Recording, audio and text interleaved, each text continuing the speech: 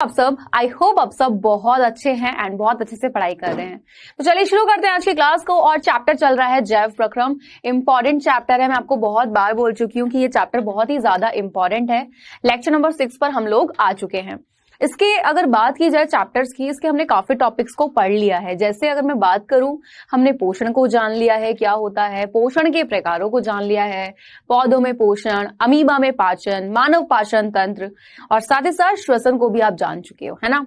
तो अब यहीं पे आगे बढ़ाते हैं इस चैप्टर को और जान लेते हैं फिर आज कौन सा हम इसका न्यू टॉपिक पढ़ने वाले हैं। तो भाई आज हम जो पढ़ेंगे पौधों में श्वसन को पढ़ेंगे, क्योंकि इससे पहले वाली क्लास में अगर मैं बात करूं तो मैंने आपको पढ़ाया था मानव श्वसन तंत्र के बारे में, ठीक है। और साथ ही साथ आज की क्लास में आप ये टॉपिक तो पढ़ेंगे ही और आप क्विज को भी यहाँ पर करेंगे, यानी कि जो टॉपिक मैं क्लास में पढ़ाती हूँ आपको पता है ना, लास्ट में उससे रिलेटेड क्विज के कुछ क्वेश्चंस पूछती हूँ जहां पे आपको आंसर देने होते हैं। बस यहीं पे आंसर देने हैं, बढ़ते हैं आगे की तरफ। चलिए, तो पौधों में श्वसन। अच्छा भाई देखो, पौधे भी तो किस में आते हैं भाई, सजीव में आते हैं, है ना। मैंने आपको स्टार्टिंग में ही बताया था कि अगर हम चाहे यहाँ पे पोषण पढ़ेंगे तो दोनों में पढ़ेंगे, श्वसन को पढ़ेंगे तो दोनों में ही पढ़ेंगे, साथ ही साथ आपका परिसंचरण है तो दोनों में पढ़ेंगे, और अगर आपका उत्सर्जन पढ़ रहे हैं तो वो दोनों में पढ़ेंगे। तो अभी श्वसन की बात चल रही है, मानव का हम लोग पढ़ चुके हैं और हमें बहुत अच्छे से पता है पौधे भी किस में आते हैं, सजीव में आते हैं, यानी कि लिविंग्स में, क्योंकि वो भी क्या करते हैं, बिल्कुल वही सब क्रियाएं करते हैं जो एक सजीव करता है। बस वो चल नहीं सकते, इस आधार पे हम नहीं कह सकते कि भाई वो निर्जीव हैं या फिर सजीव नहीं, ऐसी कुछ चीजें हम उनके लिए नहीं बोलेंगे। अब सोचो पौधे श्वसन की क्रिया कैसे कर रहे होंगे, किसी को कुछ आइडिया कैसे कर रहे होंगे। चलो मैं बताती हूँ। यहाँ पे क्या होता है कि भाई देखो, पौधे जो होते हैं वो जो श्वसन की क्रिया करते हैं, हमारा एक पौधा होता है, ठीक, इसमें क्या होते हैं, छोटे छोटे यहाँ पे छिद्र होते हैं पत्ती में। तो ये हमारा एक पौधा था, क्लियर, ये हमारा पौधा। अब ये जो पौधा है यहाँ पर आपका, इसमें यहाँ पे एक पत्ती निकल रही है। पत्ती मैंने बोला भाई बच्चों क्या होते हैं, वहां पे बहुत छोटे छोटे छिद्र, ठीक, यानी कि हम लिख देते हैं सूक्ष्म छिद्र। सूक्ष्म का मतलब होता है छोटे, क्लियर, ओके। चलो, अब ये छिद्रों को हम, इनका कुछ नाम तो होगा, बिल्कुल है। तो बच्चा इनको बोला जाता है रंध्र, इंग्लिश में हम बोलते हैं स्टोमेटा।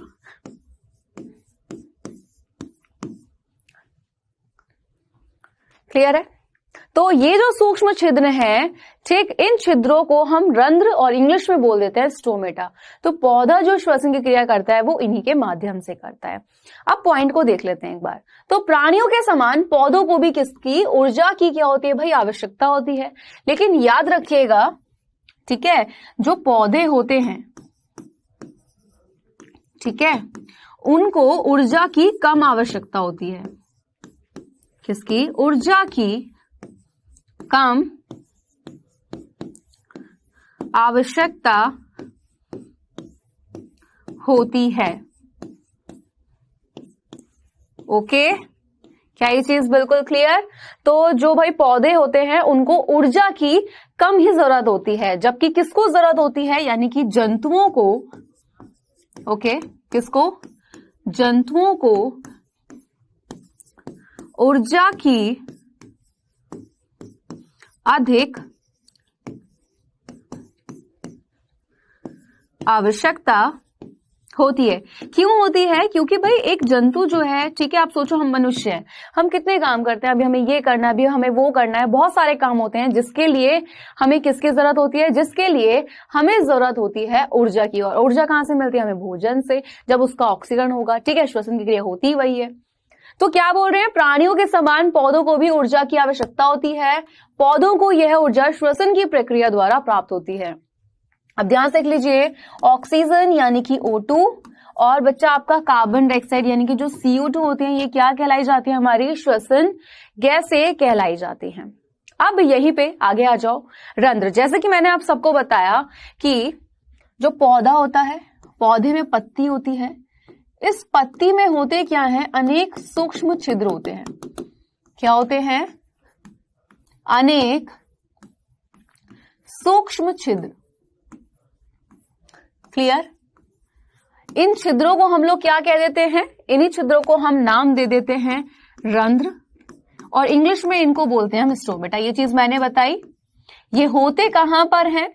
तो बच्चा ये जो होते हैं पत्ती की सतह पर, देखो बिल्कुल ये पत्ती है, क्या आप इनको देख पाते हो? नहीं देख पाते, है ना? तो होते कहां पर है? पत्ती पर।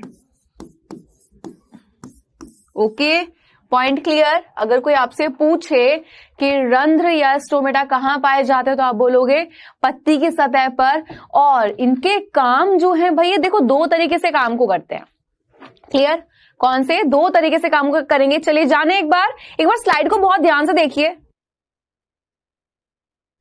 देख ली? चलो अब यहीं पर आ जाता है बच्चा, ये रंध्र आखिर काम क्या कर रहे हैं। तो ये एक पत्ती थी, इस पत्ती में दिखाया गया है किस तरीके से वहां पे स्टोमेटा होते हैं, यानी कि ये आपका स्टोमेटा जिसको हम रंध्र बोल रहे हैं। अब इसके कार्य की बात करें तो मैं बता देती हूं, रंध्र के मुख्य दो कार्य होते हैं। किसके? रंध्र के मुख्य दो कार्य होते हैं। कौन कौन से होते हैं मैं बता देती हूं। नंबर 1, एक होता है गैसों का विनिमय। ओके, गैसों का विनिमय। विनिमय क्या होता है? काफी बच्चों को ये वर्ड क्लियर नहीं होता है। विनिमय होता है आदान और प्रदान। तो विनिमय का मतलब क्या है? आदान प्रदान। ओके, चलो अब सेकंड आ जाता है कौन सा भाई? सेकंड बच्चों यहां पर आ जाता है वाष्पोत्सर्जन की क्रिया। ये चैप्टर बहुत ही ज्यादा इंपॉर्टेंट है, आपको स्टार्टिंग से ही इस चैप्टर को बहुत अच्छे से पढ़ना है। ठीक है, यहाँ का एक भी टॉपिक नहीं छोड़ना है, क्योंकि बोर्ड एग्जाम का most most most important chapter, and यहां से हमेशा बोर्ड एग्जाम में आता है। इसका एक भी टॉपिक हम ऐसा नहीं बोलेंगे इंपॉर्टेंट नहीं है। गैसों का विनिमय हमें पता है, पौधे क्या कर रहे हैं? पौधे भी तो गैसों का इस्तेमाल करते हैं। कौन सी भाई? श्वसन गैसें कौन सी हैं? O2 और CO2। अच्छा, मैं आपसे एक क्वेश्चन पूछूं अगर यहां पर कि पौधे कौन सी गैस को लेते हैं, तो आप मुझे क्या बोलोगे? मैंने आपसे पूछा कि बताइए पौधे जो होते हैं ये किस गैस को ग्रहण करते हैं, तो आप मुझसे क्या बोलोगे? O2 या CO2? काफी बच्चे यहां पे कंफ्यूज हो जाते हैं, कैसे कि मैम CO2 को लेंगे। लेकिन पॉइंट क्या है, मैं आपको पॉइंट बता देती हूँ, याद रखना बहुत ध्यान से, इसको आपको इंपॉर्टेंट करके लिखना है कि पौधे जो होते हैं, इस पॉइंट को बहुत अच्छे से लिख लीजिए। पौधे प्रकाश संश्लेषण, पढ़ चुके हैं आप, प्रकाश संश्लेषण की क्रिया के दौरान, ठीक, CO2 को ग्रहण करते हैं, यानी कि दिन के समय CO2 को ग्रहण करते हैं। ठीक है, और कार्बन डाइऑक्साइड बच्चों कैसी गैस होती है? हमारे वातावरण के लिए बहुत ही खतरनाक गैस है। अब सोचो, जिस समय वो प्रकाश संश्लेषण की क्रिया कर रहे हैं उसी समय वो कार्बन डाइऑक्साइड को भी ले रहे हैं, तो भाई वातावरण शुद्ध हो रहा है या नहीं हो रहा है? बिल्कुल। तो क्या करा भाई, यहाँ पे एक तरीके से उन्होंने भाई यहाँ पे मदद किया किसको? वातावरण को शुद्ध करने में। सेकंड पॉइंट आपको याद रखना है कि श्वसन की क्रिया में, ठीक है, श्वसन में पौधे किस किस को दिन रात क्या करते हैं भाई? दिन और रात में क्या करते हैं? अलग अलग, यानी कि भाई देखो अलग अलग तरीके से, अलग अलग तरीके से बोल सकते हो, या फिर आप बोल सकते हो अलग अलग गैस से, क्योंकि दिन के समय जब वो प्रकाश संश्लेषण की क्रिया कर रहे हैं उस दौरान तो वो CO2 को ले रहे हैं, और किसको बाहर निकाल रहे हैं? उस दौरान O2 को बाहर निकालते हैं। ये पॉइंट मैंने बताया था, ठीक, इसको O2 को बाहर निकालते हैं। लेकिन अगर यहीं पे मैं बात करूं आपसे श्वसन के दौरान, तो याद रखिएगा बच्चा कि दिन में प्रकाश संश्लेषण क्रिया कब हो रही है? दिन में, यानी कि दिन में वो किसको लेंगे? CO2 को। CO2 को, यानी कि यहां पे लिख देते हैं, ठीक है, वर्ड्स को हम सही तरीके से ही इस्तेमाल करेंगे ताकि आप एग्जाम में उन्हीं वर्ड का इस्तेमाल करें। CO2 को ग्रहण करेंगे, ठीक, तथा O2 को बाहर निकालेंगे। क्लियर? अब वहीं पे अगर मैं बात करूं रात के समय भाई क्या पौधा जो है क्या वो प्रकाश संश्लेषण क्रिया कर रहा है? नहीं। तो रात के समय में होता क्या है, जिस समय वो प्रकाश संश्लेषण क्रिया नहीं करता उस दौरान वो क्या करता है, यानी रात के समय वो भाई O2 को ग्रहण करता है। किसको? O2 को ग्रहण करता है और CO2 को बाहर निकालता है। क्लियर? क्या कर रहा है? CO2 को बाहर निकालता है। क्लियर है? अब यहां पे आगे आ जाइए। तो यहां पर आपका कुछ पॉइंट लिखा हुआ है, क्या? विसरण। विसरण क्या है? एक प्रकार की क्रिया है। ठीक, मुख्य रूप से किसमें होती है? गैसों में होती है। विसरण का बहुत ही आम भाषा में अगर मैं बताऊं इसका मतलब क्या होता है, इसका मतलब होता है फैलाव। ठीक है, तो विसरण पौधों में जड़ों, तनों और पत्तियों में होता है। बड़े पौधे या पेड़ों के कठोर और काष्ठीय तनों में स्टोमेटा नहीं होते हैं, वहां पर क्या मिलते हैं? इनमें गैसीय आदान के लिए वात रंध्र पाए जाते हैं। अब यहां पर आपके सामने जो पॉइंट थे वो यहां पर आपके सामने लिखे हुए हैं, जो कि चीज मैं आपको समझा चुकी हूं। ठीक, तो पौधे की पत्तियों में वास्तविक गैसीय आदान प्रदान निम्न प्रकार द्वारा होता है। सबसे पहले हम दिन के समय की बात कर रहे हैं। ये रहा जो पॉइंट जस्ट अभी मैंने समझाया था वो यहां पे लिखा हुआ है। क्लियर? क्या हो रहा है? दिन के समय में जब प्रकाश संश्लेषण जो है होता है उस दौरान क्या होती है? ऑक्सीजन उत्पन्न होती है और वो बाहर निकलेगी। दिन के समय पत्तियों में होने वाला वास्तविक आदान प्रदान है, यानी ऑक्सीजन बाहर विस्तृत होगी और कार्बन डाइऑक्साइड अंदर आती है। क्यों? क्योंकि दिन के समय जब क्या कर रहा है? प्रकाश संश्लेषण, और उसे चाहिए कार्बन डाइऑक्साइड उस क्रिया के लिए, तो ये हो रहा है। रात के समय में उल्टा हो जाएगा, जब पौधे क्या नहीं कर रहे हैं भाई? प्रकाश संश्लेषण की क्रिया को नहीं कर रहे हैं, यानी कि जब वहां पे प्रकाश संश्लेषण नहीं होता है और इस कारण कोई ऑक्सीजन उत्पन्न नहीं होती। और रात के समय पत्तियों में होने वाला वास्तविक गैस आदान प्रदान क्या होता है कि ऑक्सीजन तो अंदर विस्तृत होती है, कार्बन डाइऑक्साइड बाहर। इसीलिए क्या बोलते हैं? इसलिए बोला जाता है बच्चों कि रात को पेड़ के नीचे नहीं सोना चाहिए। क्यों? क्योंकि रात को सोचो पेड़ क्या कर रहे हैं? ऑक्सीजन को ले रहे हैं, और हम क्या करते हैं? हमें भी ऑक्सीजन चाहिए। हम तो भाई पूरा दिन ऑक्सीजन को लेते हैं और कार्बन डाइऑक्साइड को बाहर निकालते हैं, लेकिन पौधे तो दोनों कैसे कर रहे हैं? दिन के समय में जिस समय वो प्रकाश संश्लेषण की क्रिया करते हैं उस दौरान तो वो किसको? कार्बन डाइऑक्साइड को ले रहे हैं, ऑक्सीजन को बाहर निकाल रहे हैं, यानी वातावरण को शुद्ध कर रहे हैं। लेकिन बच्चा रात को, क्लियर, जब वो क्या कर रहे हैं? ऑक्सीजन लेना शुरू कर रहे हैं। सोचो एक इंसान है, कहां सो रहा है भाई? उस पेड़ के नीचे। अब जो इंसान सो रहा है वो तो ऑक्सीजन क्या कर रहा है? ले रहा है, कार्बन डाइऑक्साइड को बाहर निकाल रहा है। अब सोचो पेड़ भी कार्बन डाइऑक्साइड को बाहर निकाल रहा है, ऑक्सीजन को ले रहा है, तो वहां पे और कार्बन डाइऑक्साइड जो एक दम घुटने वाली गैस है, यानी कि भाई उस इंसान का दम घुटेगा नहीं घुटेगा? बिल्कुल घुटेगा। और वहां पे क्या बात अक्सर आप लोगों ने सुना होगा, गाँव वगैरह में बोलते हैं, अरे है ना, वो भूत भूत आ गया। ठीक है, तो ऐसा कुछ नहीं होता है। रात को पेड़ के नीचे सोना ही नहीं चाहिए, क्योंकि रात को जो पेड़ होते हैं वो भी कार्बन डाइऑक्साइड को बाहर निकालते हैं। और जो इंसान पेड़ के नीचे सो रहा होता है उस दौरान पे, तो होता क्या, उसका वहां पे दम घुटना शुरू हो जाता है, क्योंकि कार्बन डाइऑक्साइड बहुत ज्यादा बढ़ जाती है। Clear point? चलिए, अब यहां पर आपके 2 पॉइंट मैंने बताए थे कि भाई देखो कि आपका जो रंध्र है, क्लियर, रंध्र जो है भाई यहाँ पे आपके क्या क्या काम कर रहे थे? नंबर 1, जल्दी से, हाँ जी, नंबर 1 क्या है? गैसों का विनिमय। क्लियर, बिल्कुल, नंबर 1 गैसों का विनिमय। एंड सेकंड आपका यहां पर है कौन सा? वाष्पोत्सर्जन।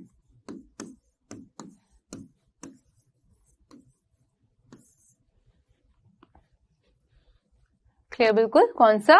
वाष्पोत्सर्जन। 2 काम बताए, तो गैसों का विनिमय समझ आया बच्चा, कैसे हो रहा है कैसे नहीं हो रहा है। अब आ जाता है वाष्पोत्सर्जन, कि भाई रंध्र एक और काम कर रहे हैं, कौन सा वाला? भाई वाष्पोत्सर्जन का। तो भाई यहां पे अगर हम देखें वाष्पोत्सर्जन की जो क्रिया होती है,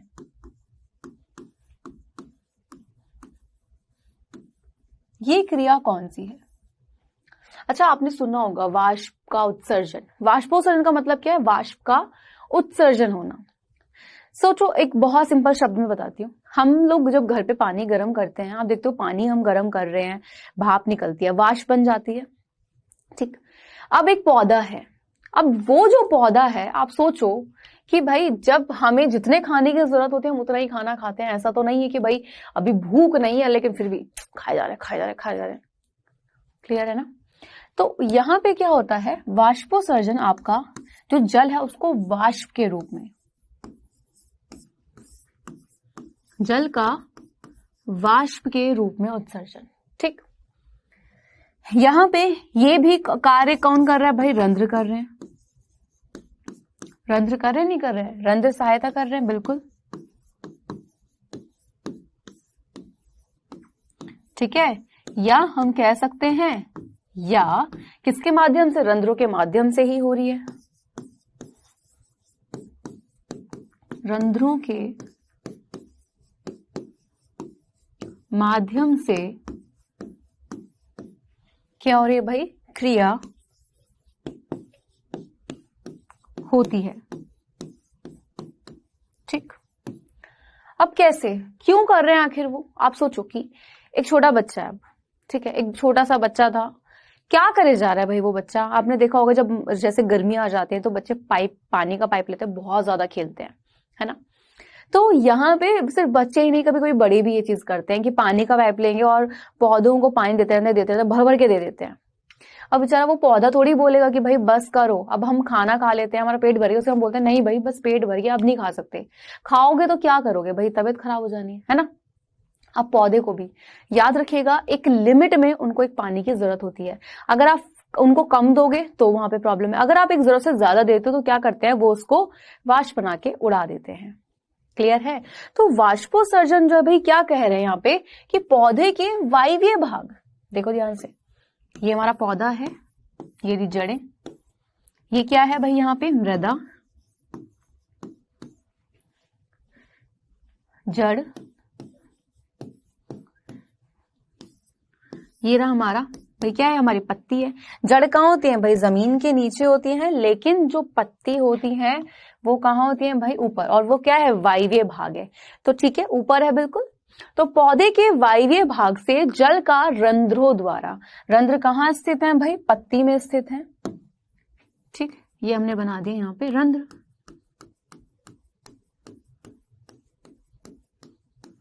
ओके,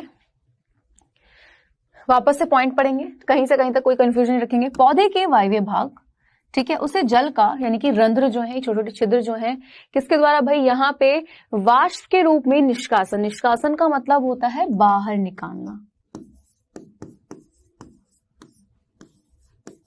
क्लियर? क्या मतलब हो जाता है बच्चा? वहां पे उसको बाहर निकालना। क्लियर?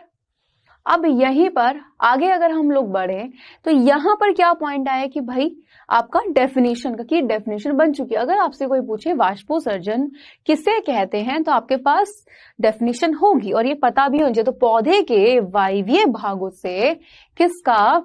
जल का रंध्रों द्वारा, ठीक है, किसका? जल का रंध्रों द्वारा, ठीक है, यानी कि वाष्प के रूप में निष्कासन की क्रिया वाष्पोत्सर्जन कहलाती है।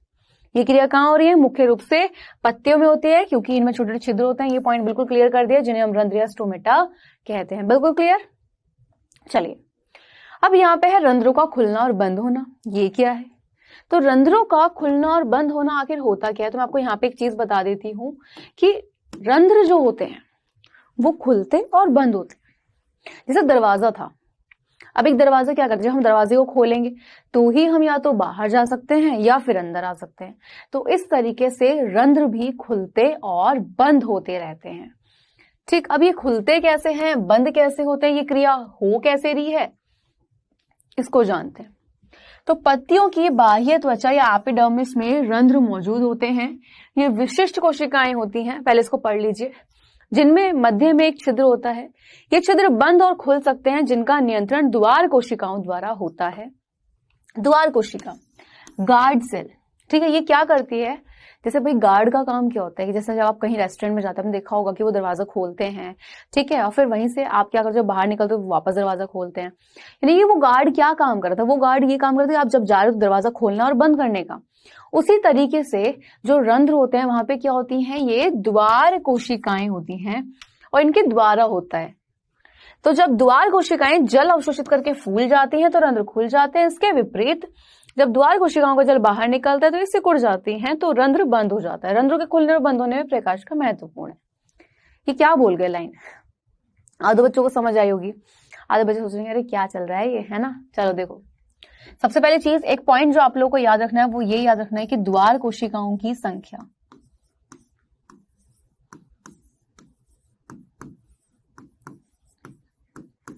ठीक, द्वार कोशिकाओं की संख्या कितनी होती है?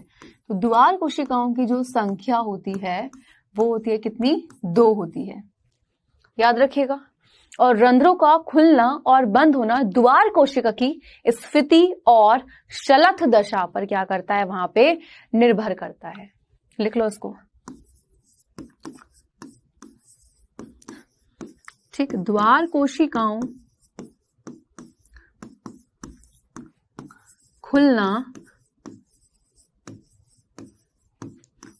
तथा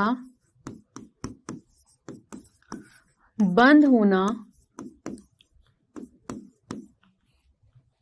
क्लियर?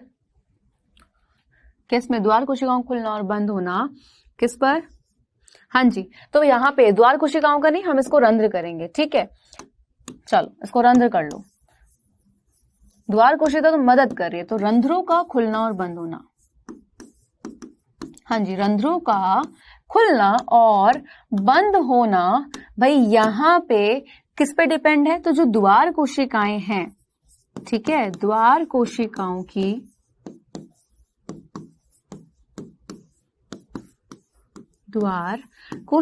की स्थिति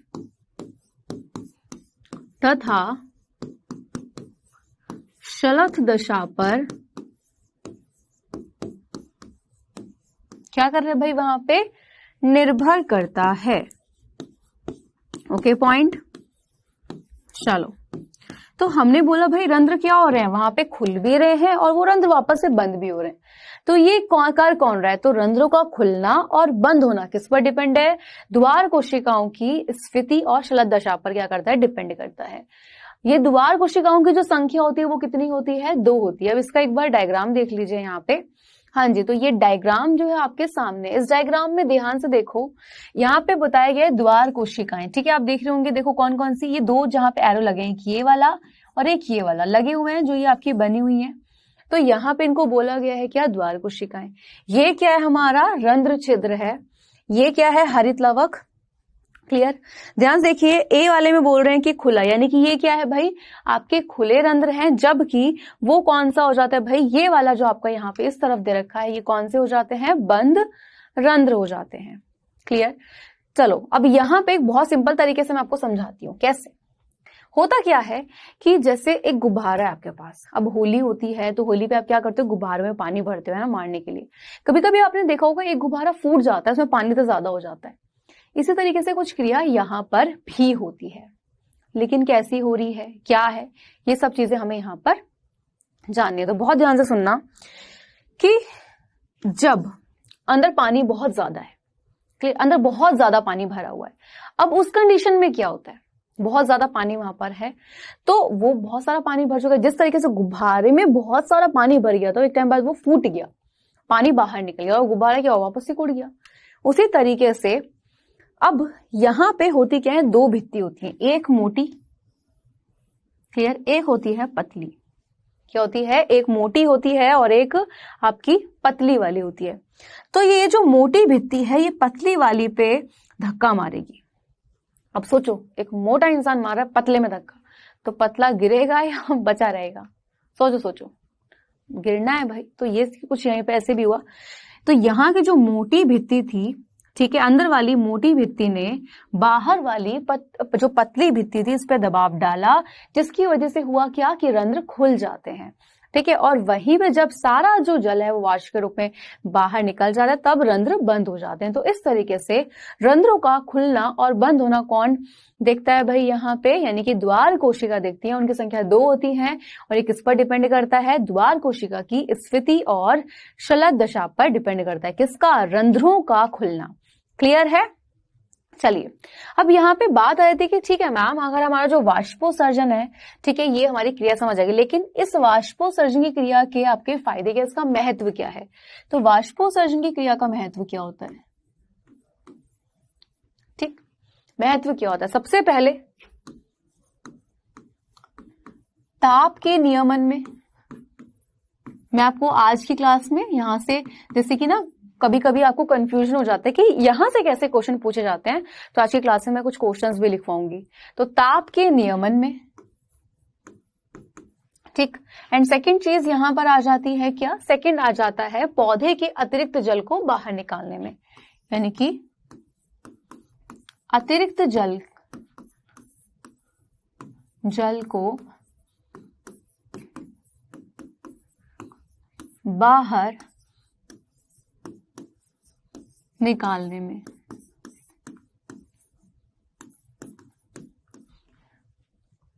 क्लियर? चलो, तो अब यहां पर आपका देखो पॉइंट अगर हम देखें एक तरीके से, वो तो कितना हो गया भाई, आपका पूरा एक तरीके से हो चुका है। आपने आज की क्लास में क्या है ना भाई, पौधे श्वसन की क्रिया को कैसे कर रहे हैं, लेकिन अभी मैं इसका पूरा एक बार आपको रिवीजन कराऊंगी। रिवीजन के साथ साथ आपको मैं कुछ क्वेश्चंस भी लिखवाऊंगी। ओके है? चलिए, तो यहां पर सबसे पहले अगर मैं बात करती हूं, तो अभी रिवीजन से पहले आगे बढ़ते हैं यहां पर, ठीक है। आपको मैं कुछ बता देती हूं कि किस तरीके से क्वेश्चंस आपको प्रैक्टिस करनी है, और वो क्वेश्चन सिर्फ आपकी प्रैक्टिस के लिए नहीं, वो बहुत ज्यादा इंपॉर्टेंट भी होंगे, क्योंकि आज के टॉपिक में बच्चों को लगेगा क्वेश्चन ऐसा आएगा कि भाई पौधों में श्वसन की क्रिया कैसे होती है, लेकिन क्वेश्चन इस तरीके से नहीं आता है, तो मैं बता देती हूँ। चलिए, सबसे पहले यहाँ पे प्रश्नों को लिख लीजिए, और इन सभी प्रश्नों के उत्तर आप करेंगे, क्योंकि आपके प्रैक्टिस के लिए एक बार दे देती हूँ, होमवर्क में दे देती हूँ एक तरीके से। ये मैं आपको बता रही हूँ क्वेश्चन की आते किस तरीके से, आपको इनकी प्रैक्टिस करनी है, क्योंकि आज जो पढ़ा है सिर्फ उसी से रिलेटेड क्वेश्चन आपको मैं दूंगी। चलो आ जाओ। नंबर 1, रंध्र कहाँ उपस्थित होते हैं? एक बार आंसर भी बता दूंगी, लेकिन करेंगे आप जरूर, ठीक है। सेकंड क्वेश्चन आ जाता है भाई यहाँ पे, रंध्रों का खुलना तथा बंद होना किस पर निर्भर करता है? ओके, तो रंध्रों का खुलना और बंद होना किस पर निर्भर करता है? नेक्स्ट नंबर 3 आ जाता है क्या? ठीक, द्वार कोशिकाओं की संख्या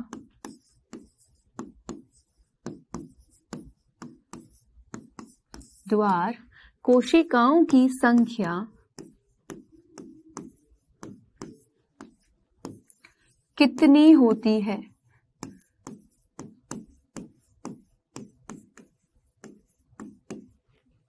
नंबर 4,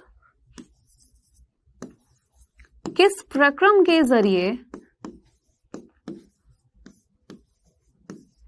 ठीक है, या लिख सकते हो दौरान, तो किस प्रक्रम के दौरान पौधे, ठीक है, क्या कर रहे हैं भाई, यहां पे आपका जो वातावरण है, ठीक है, इसको शुद्ध करते हैं। नंबर 5, वाष्पोत्सर्जन किसे कहते हैं? यहां से इस तरीके से क्वेश्चंस बनते हैं, वो सभी क्वेश्चन आपको बता रही हूं, बोर्ड में भी ऐसे ही क्वेश्चंस आते हैं, तो मैं वो सारे के सारे आपको बताऊंगी। क्लियर है? क्लियर है? चलो, अब नेक्स्ट क्वेश्चन लिख लो। नेक्स्ट है, वाष्पोत्सर्जन की क्रिया का जो महत्व होता है वो क्या, यानी कि वाष्पोत्सर्जन की क्रिया का महत्व बताओ। यहां पे आपको वो महत्व बताने हैं जो मैंने आपको 2 बताए हैं। Okay, next question 7th number पर क्या आ जाता है कि जो वाष्पोत्सर्जन की जो क्रिया हो रही है, यानी कि वाष्पोत्सर्जन, ठीक, वाष्पोत्सर्जन की क्रिया, ठीक है, किस समय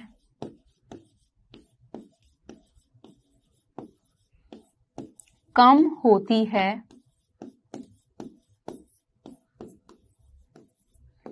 okay, clear. Next 8th question, रंध्र किसकी सतह पर, क्या होते हैं रंध्र किसकी सतह पर उपस्थित, क्या होते हैं भाई, किसकी सतह पर उपस्थित होते हैं, ओके,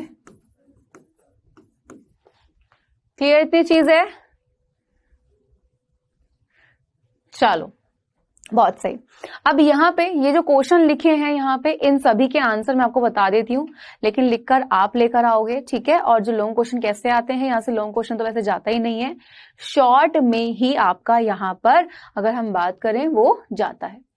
अब आगे बढ़ते हैं, यहाँ पे एक बार क्लियर आ जाते हैं OMR यानी कि 1 मिनट रिवीजन। तो आज हम लोगों ने क्या क्या करा है, देखो सबसे पहली चीज पौधों में, ठीक है, आपका श्वसन हमने ये करा है। इसके अंदर हम लोगों ने किस किस चीज को जाना, हमने रंध्र को जाना है, ठीक, हमने यहाँ पे क्या जाना है, रंध्र के कार्य को, ओके, रंध्र के कार्य को जाना है। साथ ही साथ जब कार्य को हमने जाना तो ये जाना गैसों का विनिमय कैसे हो रहा है, और साथ ही साथ वाष्पोत्सर्जन की क्रिया को जाना है, वाष्पोत्सर्जन की जो क्रिया हो रही है। अभी मैं आपको पूरा बताऊंगी, एक बार रिवीजन करवाऊंगी अभी, ओके, वाष्पोत्सर्जन की जो क्रिया हो रही है। तो हम लोगों ने आज ये सब पढ़ा है, बारी है क्विज की, एंड क्विज का क्वेश्चन लेते हैं। फर्स्ट क्वेश्चन आपके सामने है, बताइए पौधे गैसों का आदान प्रदान किससे करते हैं, जड़ों से, टहनियों से, रंध्रों से या फिर पत्तों से। जल्दी से जवाब देना है आप लोगों को, फटाफट से जवाब दीजिए, क्या आंसर यहाँ पे होगा। थोड़ा समय आपको मिलेगा, यानी कि 30 सेकंड का समय, जल्दी से जवाब दीजिए, क्या होगा।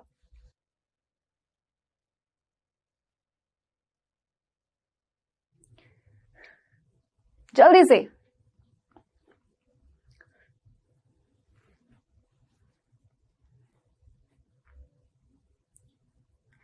फिर हम नेक्स्ट क्वेश्चन पर बढ़ेंगे आगे की तरफ। चलो आगे आ जाओ। नेक्स्ट है, रंध्रों में द्वार कोशिकाएं पाई जाती हैं कितनी, 5, 4, 3 या फिर 2।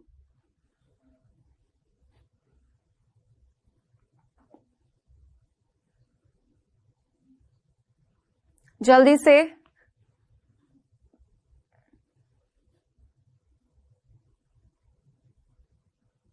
चलो हो गया टाइम, इतना टाइम काफी है मुझे ऐसा लगता है ना। क्वेश्चन बहुत ज्यादा इजी थे। यहाँ पे अगर हम बात करें किसकी, आपके पहले वाले क्वेश्चन की, तो पहले वाले पे आ जाए फिर क्वेश्चन पे। चलो तो पहला क्वेश्चन यहाँ पे था कि पौधों में गैसों का आदान प्रदान किससे कर रहे हैं।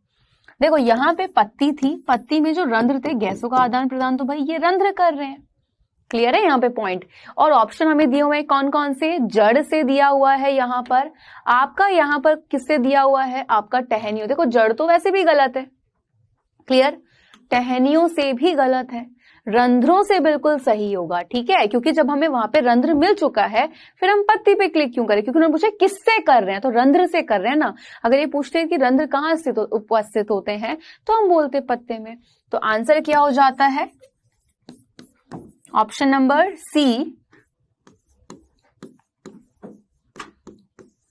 रंध्रों से,